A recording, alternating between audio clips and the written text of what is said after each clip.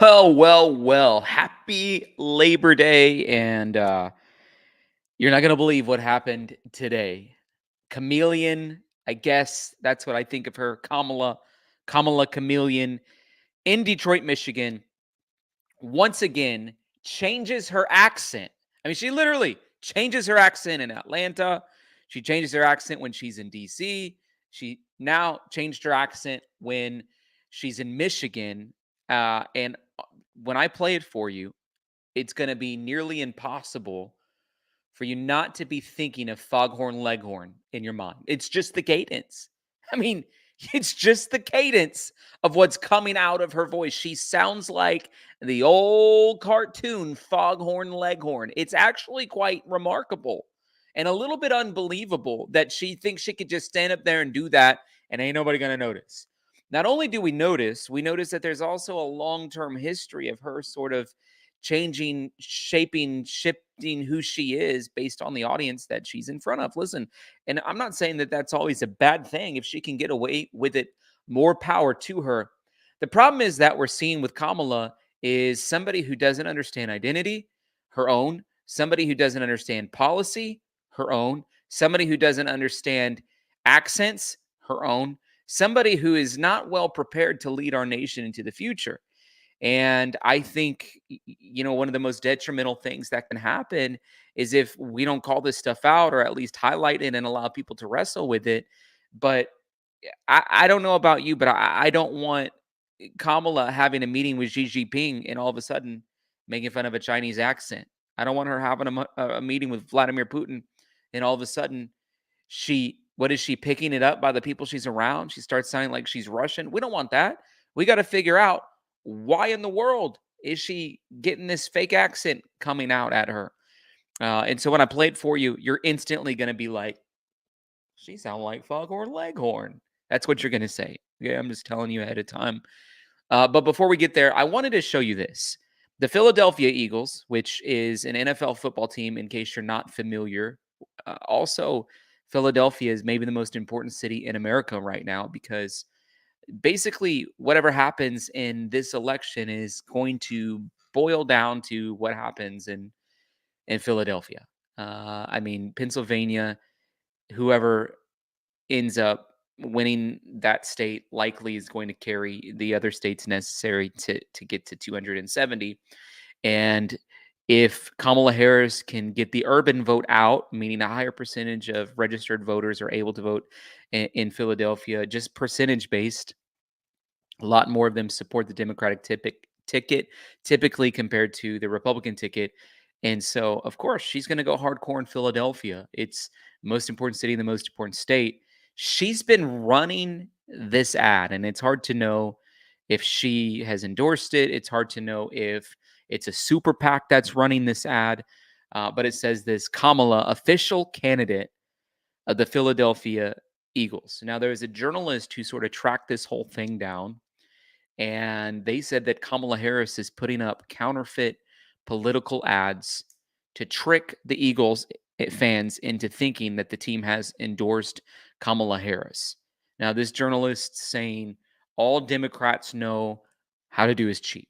And I hope, golly, I hope for the sake of everything that's beautiful and pure in the United States of America that she didn't run these ads throughout the city of Philadelphia, uh, hoping that they'd come alongside and endorse her. I hope whoever's doing it did it on their own accord, and Kamala Harris had nothing to do with it. If Kamala Harris was well aware of what was going on, that the Philadelphia Eagles had not endorsed her, and yet because she's trying to trick people into thinking that she has their endorsement, she began to get their votes, and put up these ads. That's a big problem. To me, that's a significant problem. And so, yeah, I don't know what I can say. I'll just show you this. And they even put on their philadelphiaeagles.com/vote. They tweeted this out. We are aware of counterfeit political ads being circulated, and we are working with our ad partner to have them removed. The Philadelphia Eagles are actually like literally having to tweet this out. The Philadelphia Eagles are actually having to send a tweet out clarifying what's going on in this situation. And so, if nothing else, her campaign needs to make a statement and apologize for this, especially under the context that you see, for example, with her running mate Tim Walz, who has stolen valor. I have a clip. If we have time today, I'll show you the clip. But in the clip, Tim Walz' comrades that were underneath of him, basically under his leadership, um, have come out and said that he was a liar. There's no way on earth that the American people should be voting for him. His own brother has come out and said he has questionable character. And so we're in a situation where this is sort of like a repeat thing going on inside of her candidacy. Now, um, let me get to this whole like foghorn leghorn clip that I'm wanting to show you. First, I just want to show you this clip. Tell me if you think that this clip is pretty representative of what we're seeing. Kamala Harris around Washington, D.C., Kamala Harris around black folks. Um, that's kinda what it feels like. I hate to say it. It's like it's just so obvious. By the way, Jennifer Swain, Amy Heights, thank you so much for the support today. I know um, today is actually a holiday, and so we're probably gonna have less people on the stream, but I wasn't able to stream 2 days last week, and it's also our first stream of the month, and so I didn't want to miss it.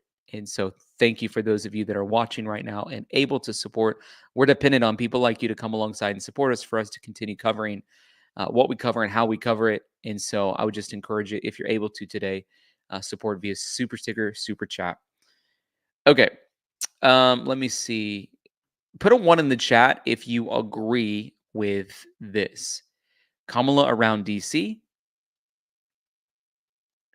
and then Kamala around black folks. I mean, it's to me, it's just obvious that she's changed her voice quite a few times. I mean, it's obvious to me that she's changed her voice when she does it. And I'll show you examples. Karen's been with us for 34 months. Congratulations, Karen. You said great service yesterday, Pastor Tyler. Thank you so much for your encouragement. Okay. Let me see.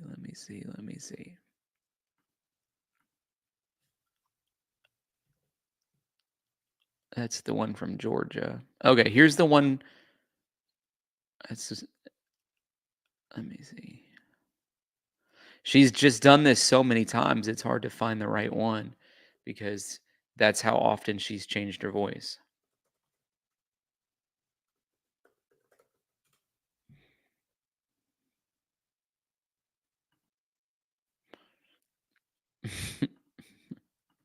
All right, here it is.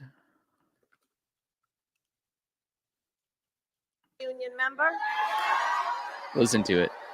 For the 5-day work week, you better thank a union member for sick leave. You better thank a union member for paid leave. You better thank a union member for vacation time. You better thank a union member for the 5-day work week. Does she sound like Foghorn Leghorn to you?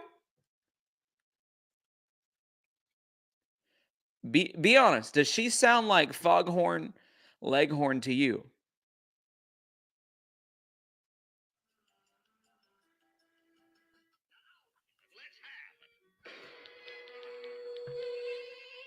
I got it up. I say, what's the big idea bashing me on the noggin with a rolling pin? Anyone's hat? With a rolling pin. I mean, just listen to it. Does she sound like that with a rolling pin? You better thank a union worker. You better thank a union worker. For the 5-day work week, you better thank a union member for sick leave. You better thank a union member for paid leave. You better thank a union member for vacation time. You better thank a union member. You better thank a union member. Listen, it's inescapable. She sounds like Foghorn Leghorn. It's painful. I think people are like, Did she just go Cartoon Network on us?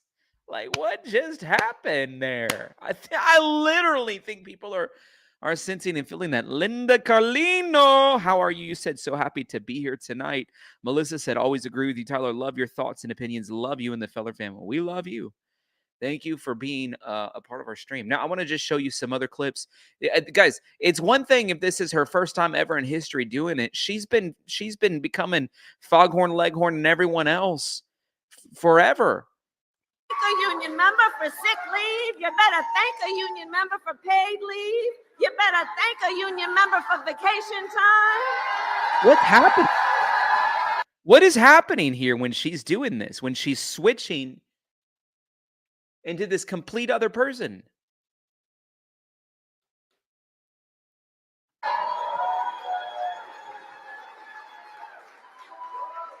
Because what we know, let's just get through the next 64 days.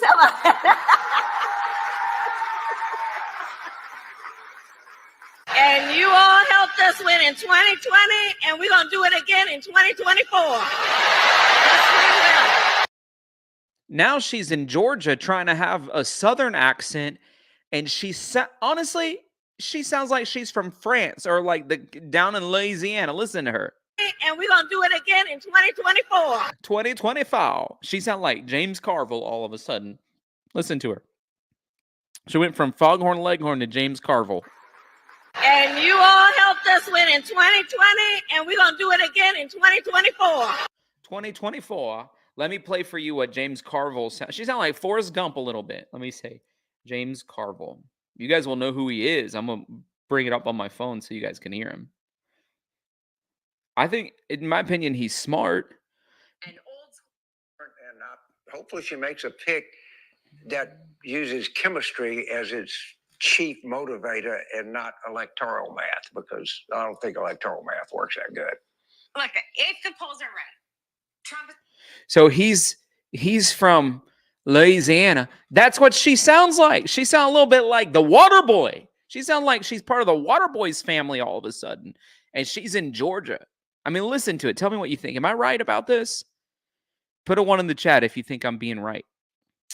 Melissa, thank you so much for that amazing super sticker. You are awesome. 2020, and we're going to do it again in 2024. 2024. She don't talk like that. She's doing an interview, which she's never even done a solo interview since she's been in this position. But, you know, back in 2019, 2020, when she was actually willing to do an interview, she didn't sound like that. Now she sounds like Foghorn Leghorn and the Water Boy.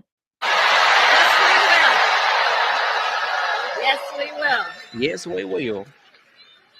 So let's get right. You know, the one thing about all of us is we like hard work. Hard work is good work. Hard work is good work. The thing that we like about hard work is we have fun doing hard work.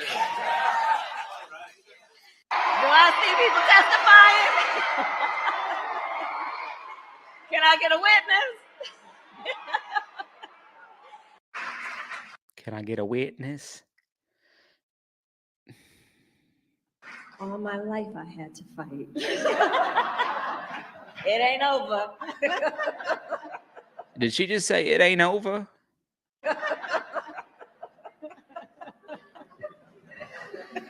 With us in government, we campaign with the plan. Uppercase T, uppercase P, the plan. What the heck accent is that one? The plan.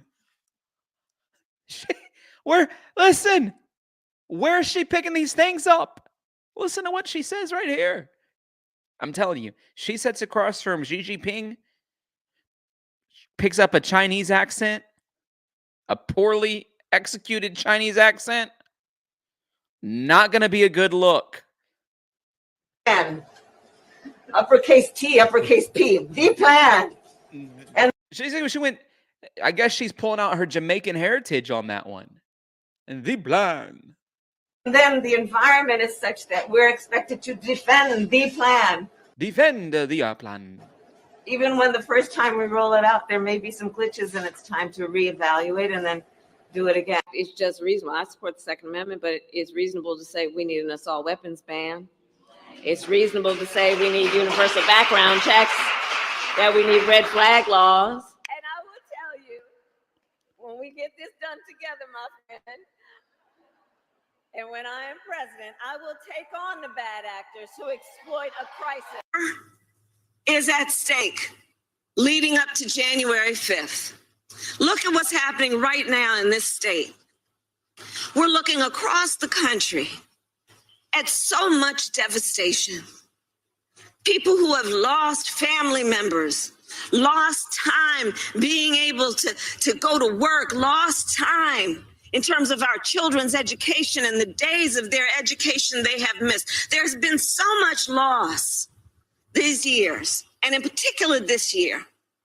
We're looking here in Georgia at the fact that 1 in 7 families is describing their household as being hungry. We're in the midst of a hunger crisis in America, and it's hitting Georgia hard. It's hitting Georgia hard. Ay, ay, ay, my friends. Ay, ay, ay. Ay, ay, ay, ay, ay. In 7 describing hunger in their households. 1 in 6 Georgian families are describing an inability or difficulty to pay rent. 1 in 4 small businesses in Georgia have gone out of business or are about to go out of business. And what we are here to talk about. So the father. Member for sick leave, you better thank a union member for paid leave. You better thank a union member for vacation time. Dear Lord, have mercy on that woman. I pray she has an encounter with Jesus. Melissa, thank you so much for that super sticker. Duck Life, 16 months. Wow, wow, wooza. Congratulations. You said this is why they don't let her speak. I would agree with that. Guys, her picking up of accents is so bad. They actually, websites are writing articles about it. It's like, hang on a second, where did she pick up this accent from? It says, remember when Hillary Clinton would pull out her fake Southern Baptist preacher accent? She thought it would help her win over black voters. It didn't. Yet Kamala Harris thinks it will work out differently for us. Harris was in Detroit for Labor Day, flanked by a couple of teachers' union stooges in this. We're not sure if she picked it up from her Indian American upbringing or her Marxist Jamaican father, but it doesn't sound very Detroit to us. You better thank a union member. Okay, we've heard it enough. Let's just get through the next 64 days. This is a good, if you typed out what she said, that's it right there. 64 days. How about that? It kind of sounds like that Cash Me Outside girl. How about that? You know what I'm talking about? That one girl who was on Dr. Phil. Let me see. Cash Me Outside. How about that? Let's just see that clip. This girl here. Laughing like something funny. She's talking about the audience, that they're laughing at her. Did you say the hoes are laughing? Yep. So the audience are a bunch of hoes. Yep. Catch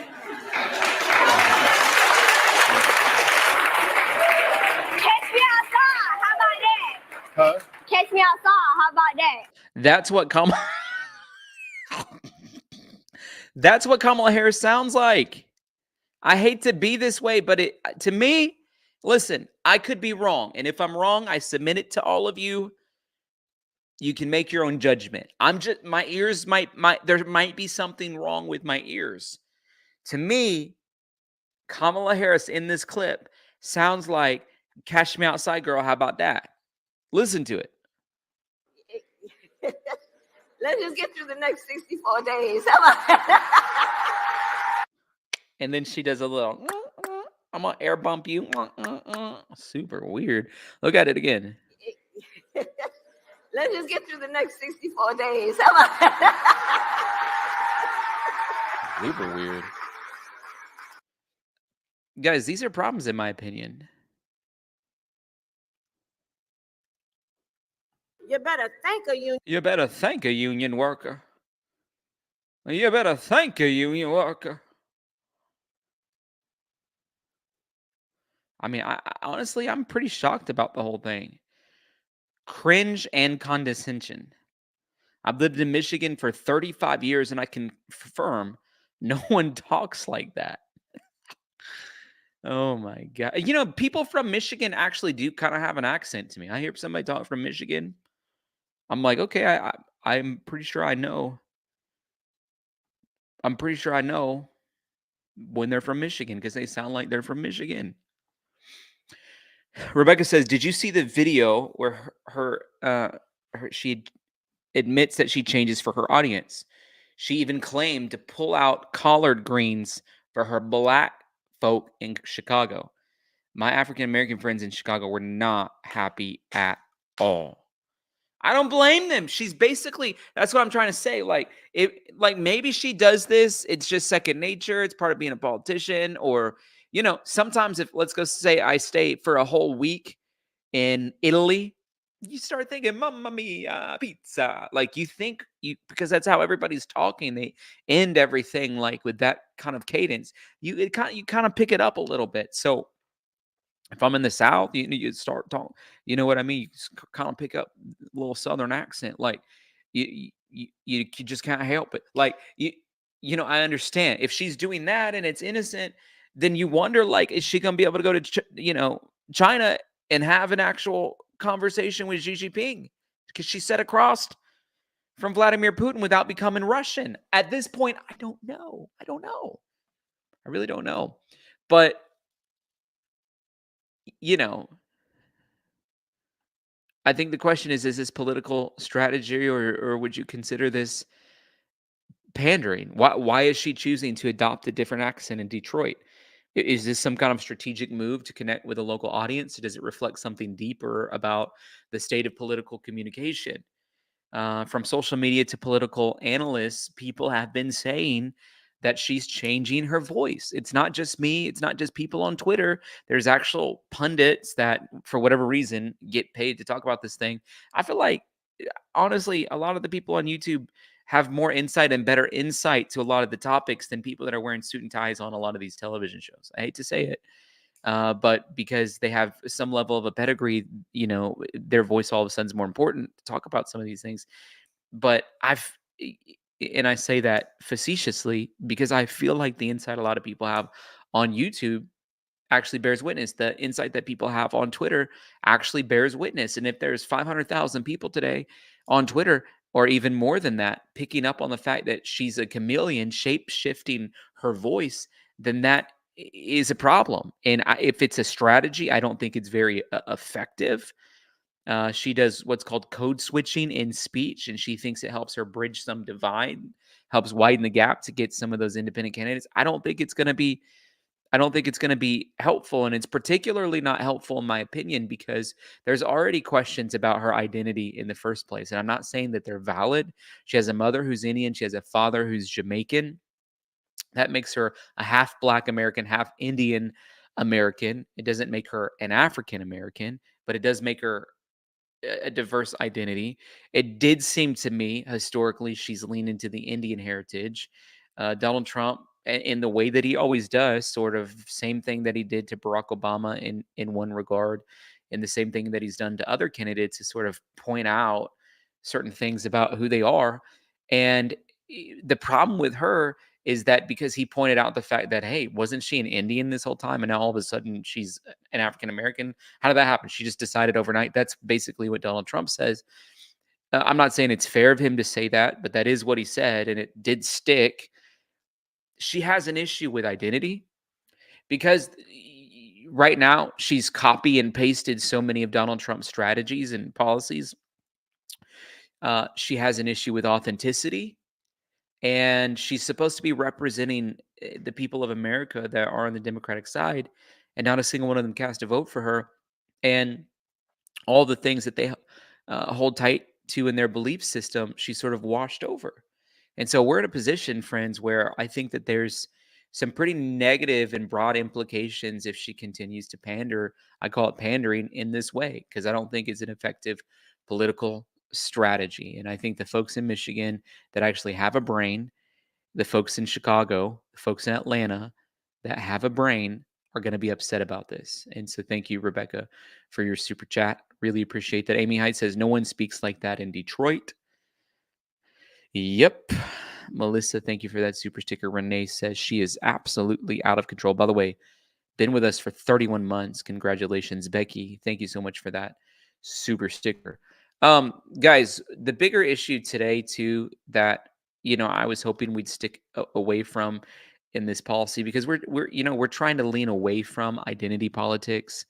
We're trying to lean away from what they're calling CRT, the cultural race theory, and actually teaching it in the school system, critical race theory, teaching it in the school system. And that's part of the reason why I think so many people are homeschooled right now, because it feels like in California, as an example, you can send your kid to elementary school and they can help your child transition to a different gender without ever telling you as a parent. But yet, if they were to pray for a kid at school, they'd probably be fired. And there's something wrong in the United States of America where teachers have the authority in California to, without parent consent, actually help. And I think that this is a terrible thing, but without consent, actually help a child transition genders at an elementary age. And yet, if they were to pray for them, they would be fired. That's a problem in the United States of America.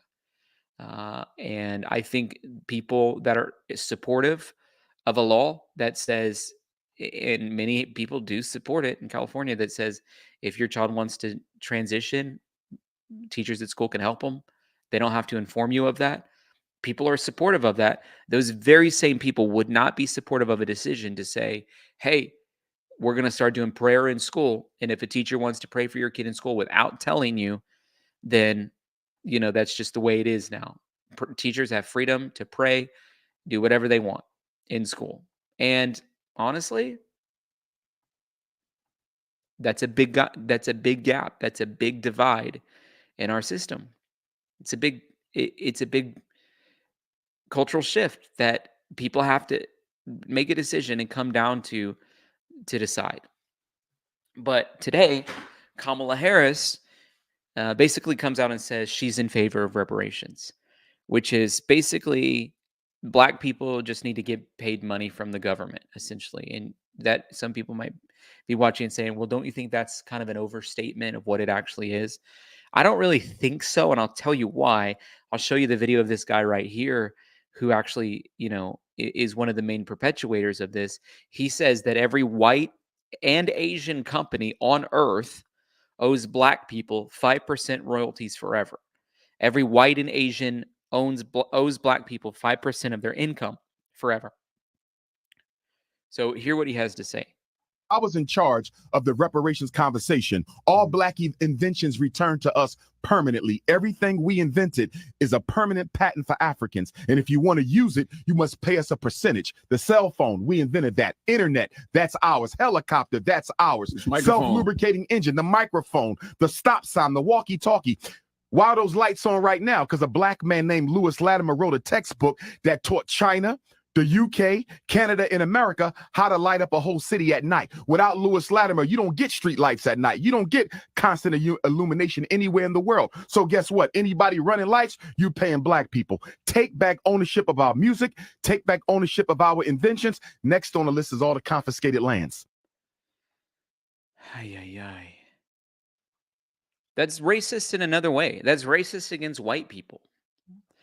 And you think you would watch this and you'd be like, yeah, that's so out there, it would never happen.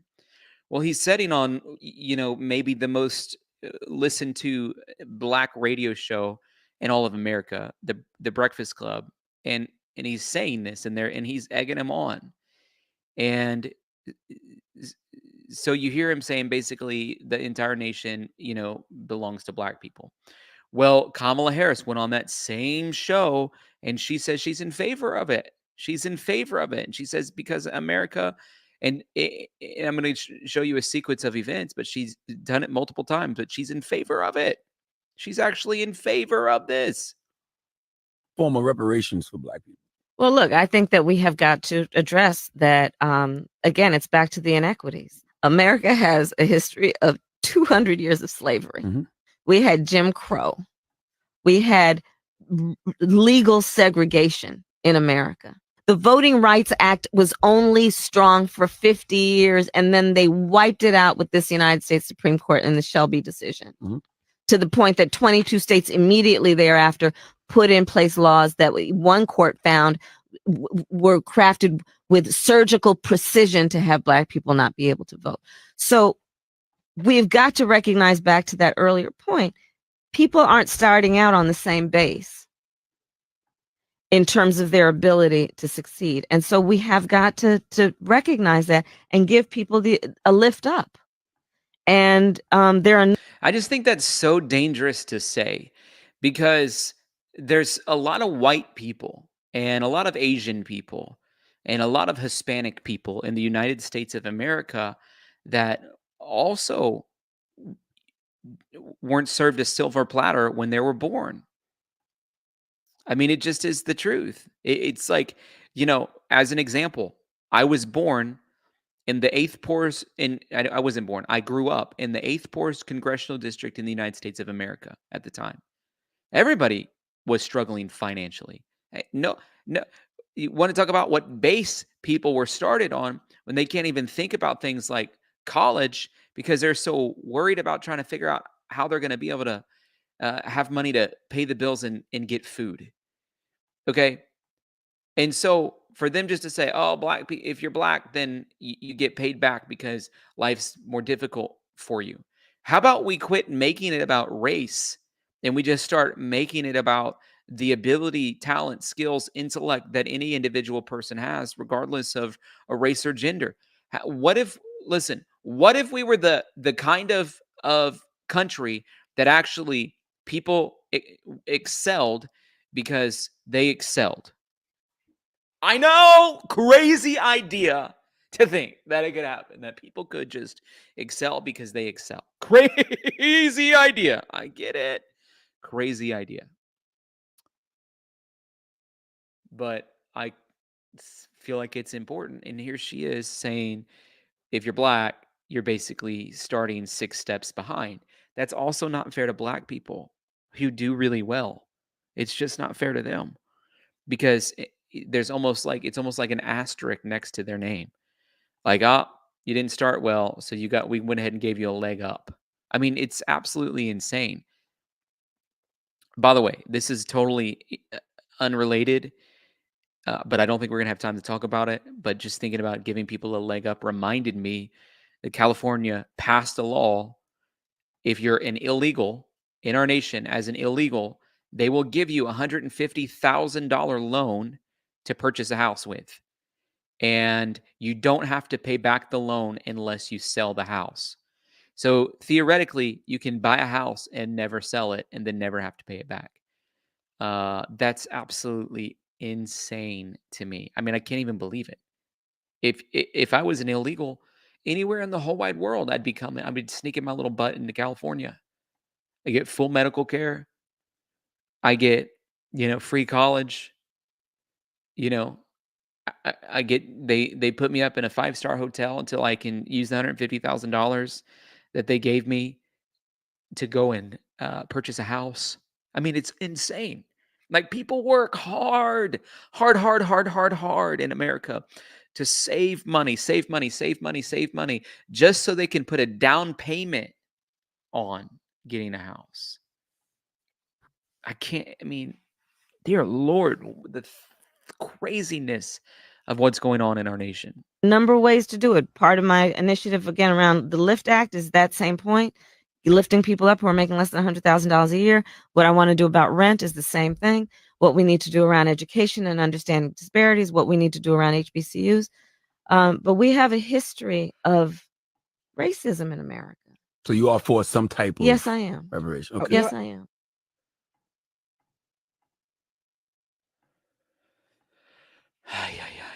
And on some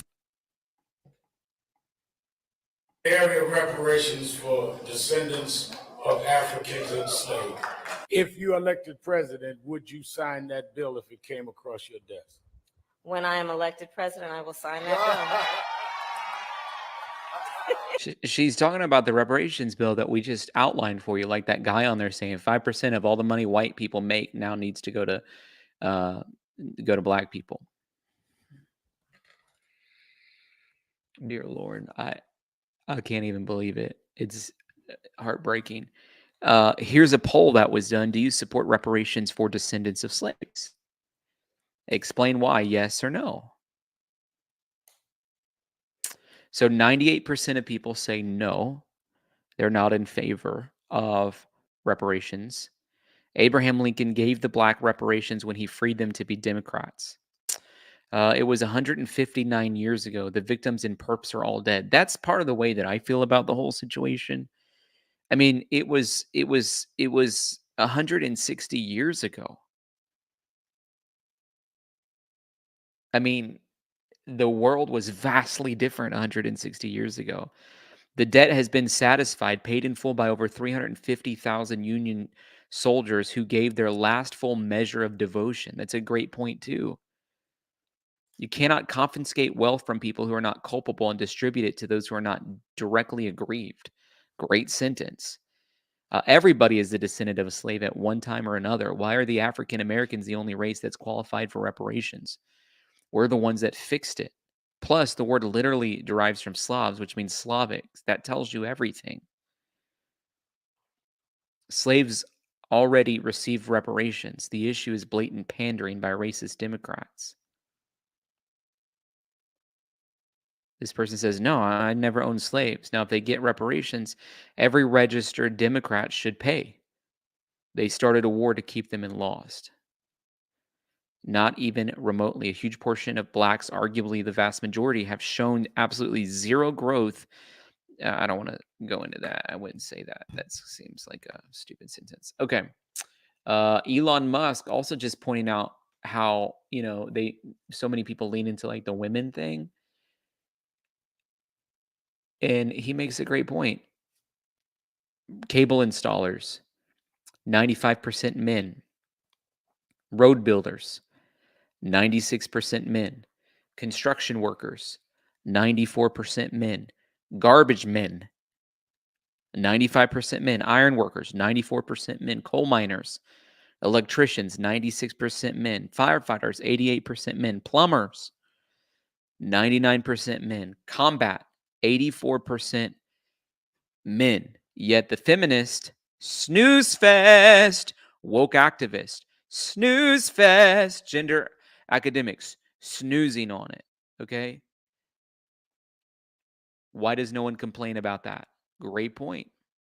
Great point.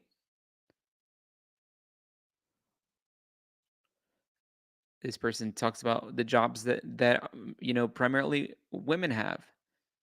It's like women are equal to men. All men are pigs. It's like this is the kind of dichotomy that they try to create.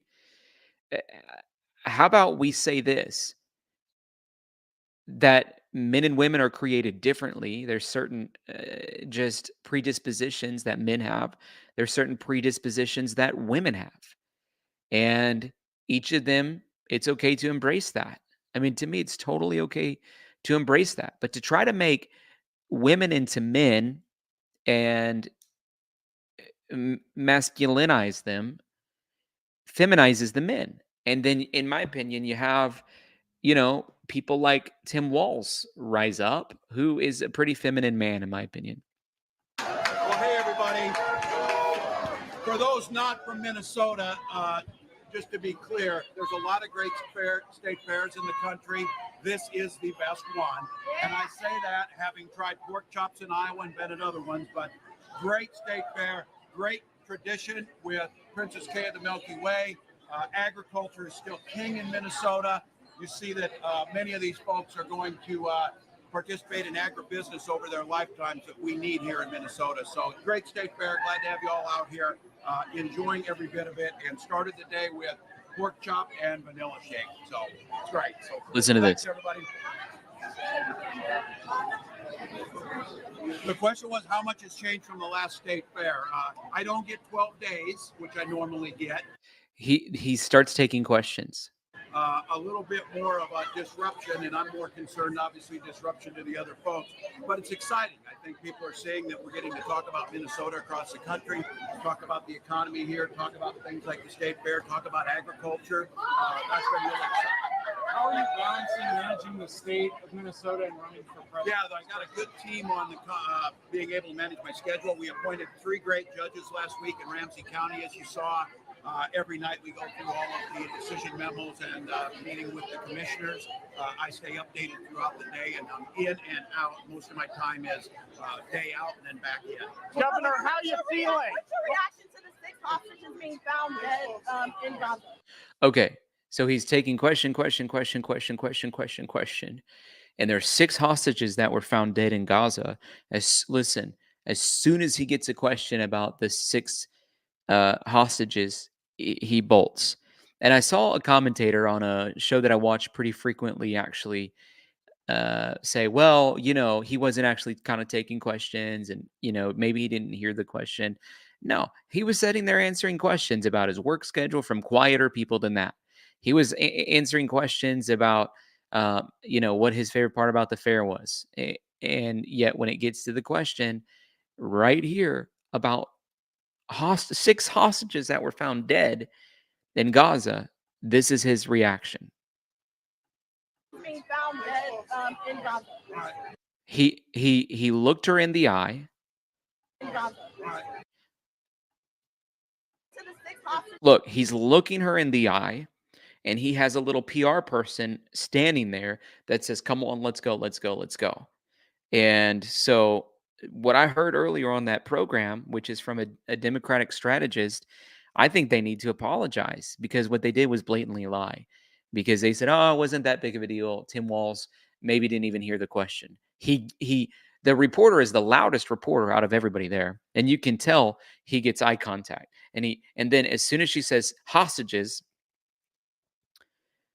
his PR person says, "Hey, we got to go. Time's up," and refuses to answer the question. Listen, friends, Joe Biden spent 16 days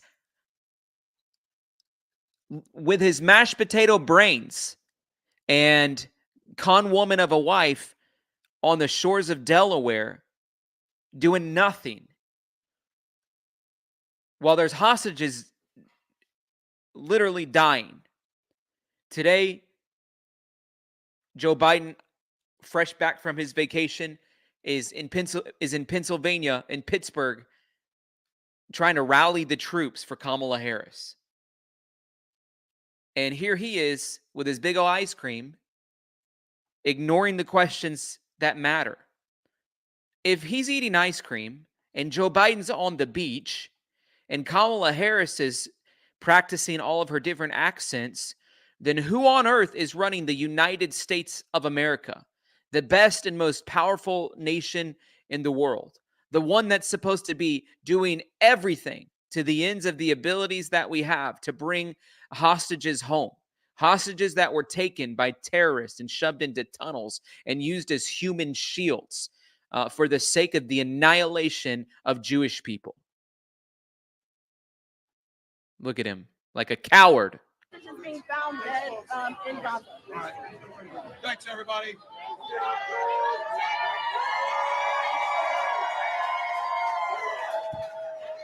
It's sickening. Sickening. Sickening.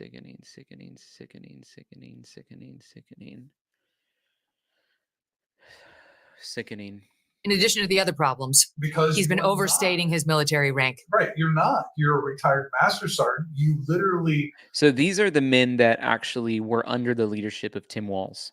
Played one on military. TV. You basically, now we look at his NGB 22. What's that? Well, that's his discharge document from the. Brandon, I would challenge you. You said I'm going to take this with a grain of salt. My life has not changed over any president. I would actually, challenge you on that, because I would say under this administration, under the Biden-Harris administration, your life has changed because there's, 15 to 20 million illegal immigrants that are stealing up jobs and causing havoc in the street that's wasting away taxpayer dollars. Even in Aurora, Colorado, the Venezuelan gangs are taking over the city, and I have a video to show you about that.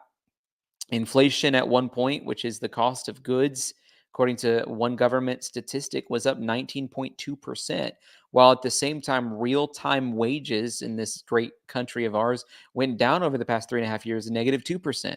So that's a 21% swing. In cost of goods went up 19%, and the wages went down -2%. And so if you eat food, your life has changed because it costs more. Even if you go to a restaurant, things cost more. I mean, I've noticed that McDonald's has lowered their menu.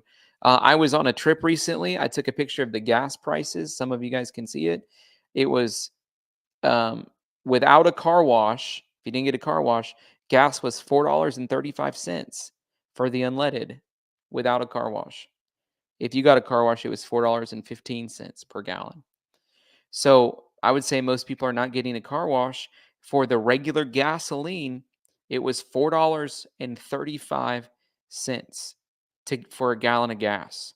I mean, that's unbelievable to me. That when Donald Trump was president, gas was like $1. Gas was like $1. So even if you're on a fixed income, even if you're not like, well, my wages didn't go down, that's fine. Even if your wages didn't go down and you're on a fixed income, your cost of groceries went up at least 20%. Some people's groceries have doubled. I saw a couple of people do this where they went on walmart.com and they reordered a very similar order that they had ordered prior, and it was like $175, and then it was like $350, almost double the price. Like 4 years later on walmart.com, they can go in there and see their history, and they just like reordered the same thing, and the cost was double. So you might be saying, my life hasn't changed. It has changed. And I'm not just saying that to Brandon, I'm saying that to everybody in the chat. Under this administration, because they were printing money, essentially, it caused an influx, and it caused inflation, and it caused problems. Now, today I went and watched that Ronald Reagan movie, unbelievable movie.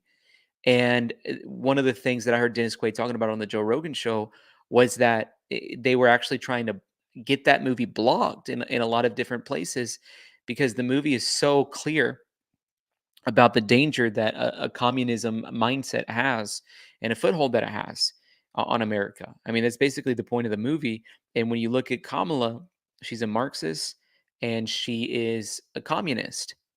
And people might not want to say that, but she's talking about reparations. She's talking about a 25% tax on unrealized capital gains, which means like where I live, my house increases in value because in Nashville, it's just kind of that way. The real estate market is such that you're right now the properties are increasing in value pretty quickly. That's an unrealized capital gain, and you're going to have to pay money on that unrealized capital gain. And a lot of times people don't have money to pay tax on it because they don't have the money. It's like they're thinking 35 years from now, when they're ready to retire, they'll sell their house and downsize or something. That's what most people think. They're not thinking like, oh, every year I'm going to have to try to evaluate how much my house is and have to pay on that unrealized capital gain. I mean, it's sickening that she said that she's going to do a 25% tax on that. That's called communism. I mean, it's unbelievable what she's doing. She wants to do a 75% tax on certain tax brackets. Who in their right mind would live in the United States when, 3/4 out of every dollar that you earn is going right back to the government? I'd be like, peace out, dude. I'm going to go live somewhere else. I'm going to go find somebody that has a more advantageous earnings bracket for me. I mean, it doesn't make sense. So what? So we can pay for illegal immigrants to get houses in California? Is that the goal? Is the goal of every hardworking, honest American in the United States to earn money so that criminals and gang members from Venezuela can come sneak themselves in, and we'll just buy them a house and we'll let them, overtake our apartment buildings and just sit by and not do anything about it? I mean, just tell me, you tell me, is that the goal of American? the value of the American dream. You know, they quizzed Nancy Pelosi about it in an interview this weekend, and she said she said it's a new kind of American dream. What? A new kind of American dream where people can sneak across the border by the millions and find their way into California, which in my opinion, just the aesthetics of it is incredibly beautiful. I was just there this week. I spent 3 days there this week. It's beautiful. I love the aesthetics of the state. I hate the politics of it. I mean, it's a beautiful state. There's beautiful shorelines and oceans and coasts, and some of the cities are put together nice. And it's like, you know, there's a lot about it to love, but there's a lot about it right now to hate, and there's a lot about it that we need to stand against. And it pertains to the policies and politics. So, yeah. Is the American dream, just answer me this if you're in the chat, is the American dream for hardworking American citizens to give away 75% of their income and 25% of their unrealized capital gains to the government so that the government can give free healthcare to illegals, give free housing to illegals, give $150,000 so they could purchase houses to illegals? You tell me. You tell me if that's the new American dream. They don't even speak our language. They have no care for our laws. They don't even think about the Constitution. And they're doing whatever they can. And a lot of them are vicious. A lot of them are vicious. They will stop at literally nothing. They will stop at literally nothing. The National Guard, his date of rank is actually May 1st of 05. He retired on the 16th.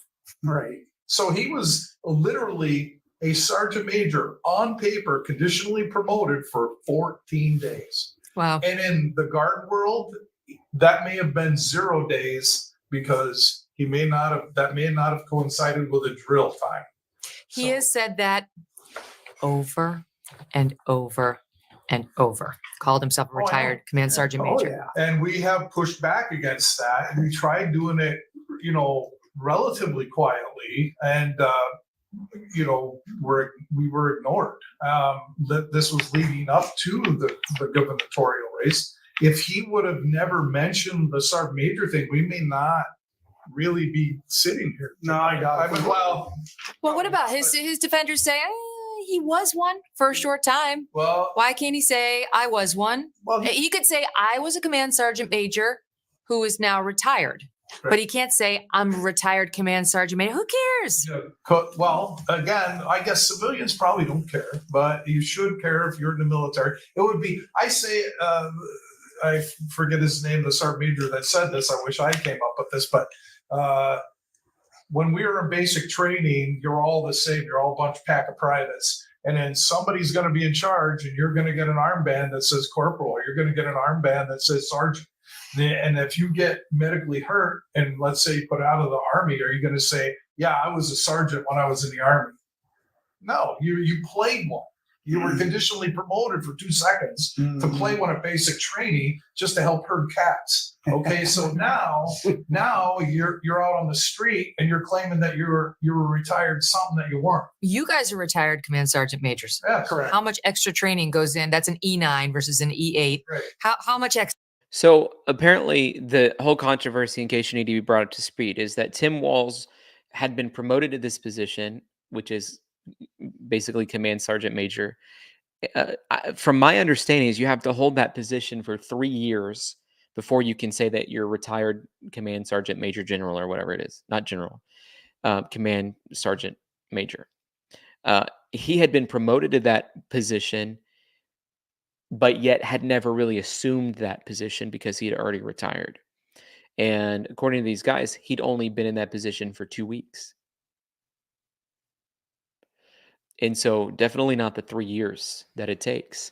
Kami says, sadly, there are so many people hyper-focused on her being a woman and saving women's rights that they don't care about anything or anyone else. Yeah, so true, Kami. Great perspective. Extra did you really have to do to get from the E8 to E9? Just to keep it. Yeah. Here's the difference. On active duty, if you get selected to be a sergeant major, an E9, we'll just say, then that's a PCS move, a permanent change of station, to Fort Bliss. You're going to go to the Sergeant Major's Academy. You're going to be there for a couple of years.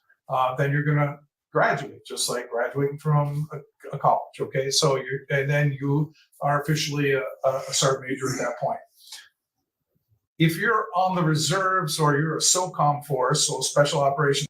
Okay, I don't feel like we need to sit here and go through all of this, but you guys get the point. I asked the question in the chat. It's clear that Tim Walz lied.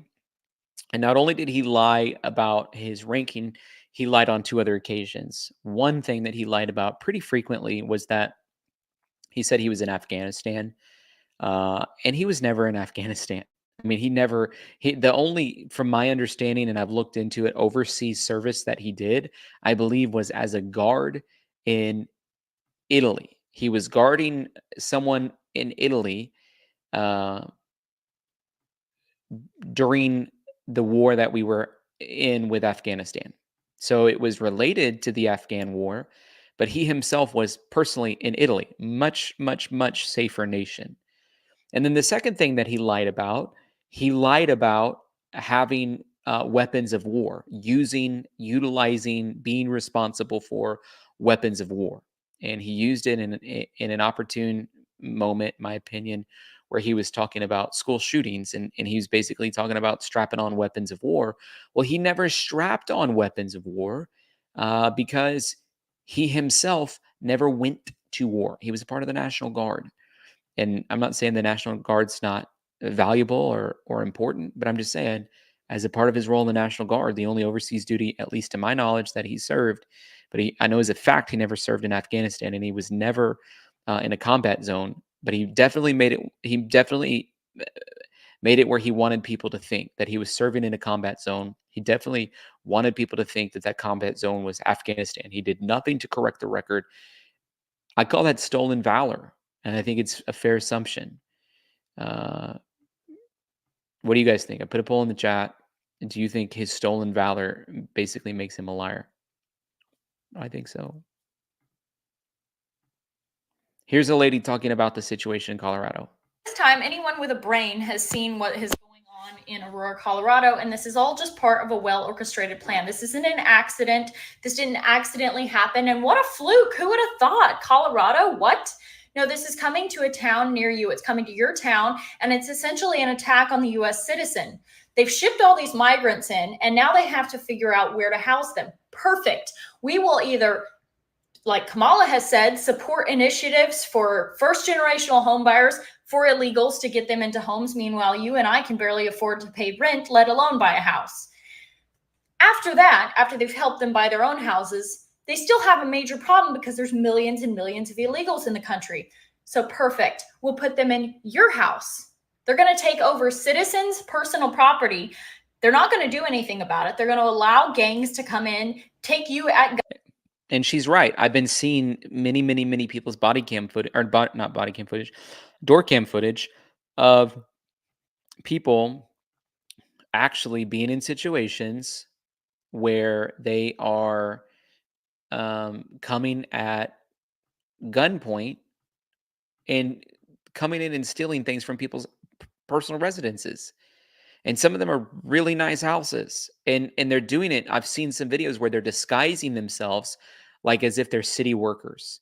I mean, they're wearing the orange vest. They're like knocking on the door. They're looking like, they're there kind of on like official duty for, you're like, hey, is there a water line break in the city? Or, what's going on? I have an issue with my trash service this week. Like, you're trying to figure out what's going on.